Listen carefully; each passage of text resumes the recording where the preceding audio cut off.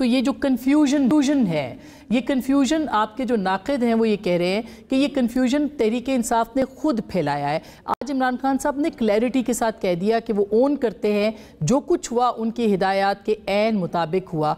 आप क्या कहेंगे, क्योंकि आपकी मुलाकातें भी रही हैं खान साहब से हालिया 2 दिनों में? जी, मेरी कल जब मुलाकात हुई थी तो खान साहब को चूंकि सॉलिटरी कन्फाइनमेंट में रखा हुआ था, उनको कोई इल्म नहीं था कि क्या हुआ। उनके पास ना अखबार था, ना उनके पास टीवी था। तो उनको जब आगाह किया तो उन्होंने ये ज़रूर कहा था, उस वक्त मुझे भी कहा था और जो लोग उनको भी कहा था, और उसके बाद मीडिया से भी थोड़ी सी बात की थी। मीडिया फिर को बाहर निकाल दिया गया था उसके बाद इमीडिएटली। लेकिन उन्होंने ये कंफर्म किया था कि ये जो आप कह रही हैं आज का बयान, कि बुशरा बीबी को उन्होंने जो हदायत दी थी, जो पार्टी को बुशरा बीबी ने उस पर अमल दरामद किया है, और वो इंस्ट्रक्शंस थी बड़ी वाज़ेह, और उन्होंने कहा कि उनको खराज तहसीन पेश करना चाहिए। ये उन्होंने उनके अल्फाज थे, और उन्होंने ये कंफर्म किया है आज दोबारा जो मीडिया पे उन्होंने टॉक की। तो ये इसमें कोई इशू नहीं मुझे नज़र आता। मैं इसको कुछ इस तरह देखता हूँ।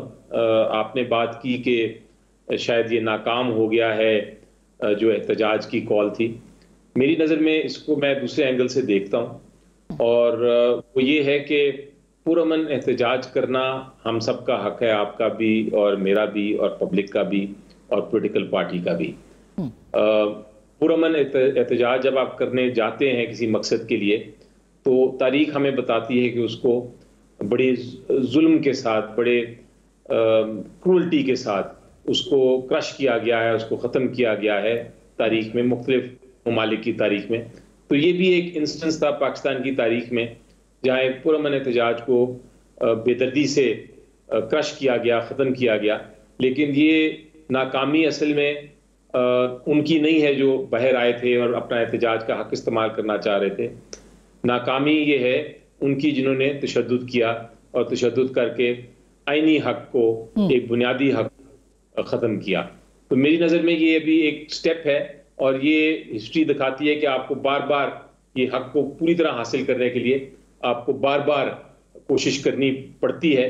तो हम कोशिश करते रहेंगे, लेकिन फ़िलहाल के लिए इमरान खान साहब ने ये कहा है, और मुझे डायरेक्टली कहा है, और वो ये है कि आप रिक्विजिशन करें पार्लियामेंट्स की, यानी सेनेट की भी और नेशनल असेंबली की भी, और वहाँ इसको पूरी तरह रेज करें, पब्लिक को आगाह करें कि क्या हुआ है, क्या ह्यूमन राइट वायलेशन हुई है, इंसानी हुकूक को किस तरह ख़त्म किया गया है, उनको किस तरह क्रश किया गया है। और ये आप उस पब्लिक फोरम पे भी रेज करें, और जहाँ जहाँ इंटरनेशनल फोरम पे आपको ज़रूरत पड़े या आप समझते हैं कि ये हो सकता है, वहाँ भी रेज करें, क्योंकि ये इशू पब्लिक का है, ये किसी पॉलिटिकल पार्टी का नहीं।